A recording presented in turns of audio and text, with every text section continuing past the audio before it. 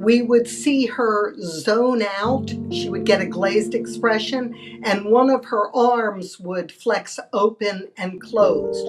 I would space out and I would cover my mouth with my hand, and I would always sit down to make sure I didn't harm myself. I would then hear the theme song to the PBS show Eureka's Castle, and then I'd be very tired and I would go right to sleep. They thought that it was a partial frontal lobe seizure. However, they were unable to tell us specifically where the seizures were emanating from. I went to school just like any other normal kid. On a good day, I'd have 3 or 4 seizures. On a bad day, I'd have 5 or 6. It really had a big impact on my overall life, just because I felt like I was asleep for half my life. We went through all kinds of stuff. Unfortunately, we never found anything that successfully controlled the seizures.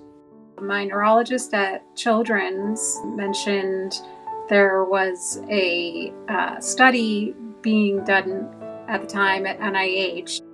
It was around 2003. There was the ability to have a functional MRI that they were piloting or testing out at NIH. And through that technology, they were able to really pinpoint the source of her seizures.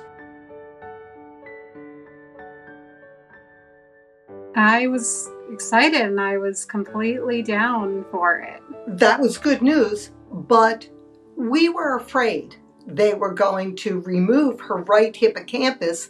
So it took us a while to realize that this was probably the only way we were going to be able to correct this situation. This idea was first brought to me and my parents when I was 13, but we didn't actually do anything until 3 years later, the summer I turned 16. Of course, I was anxious about having the surgery, but I was so excited of just having the idea of not having seizures anymore.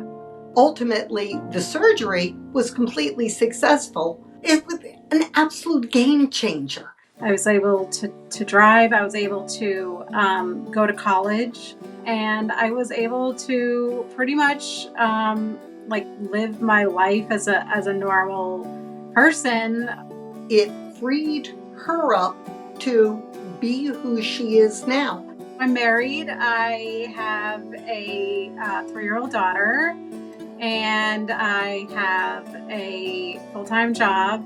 The evolution of, medical technology and skill takes a whole lot of people a long time to develop these technologies and to make them commonplace so that medicine improves people's lives.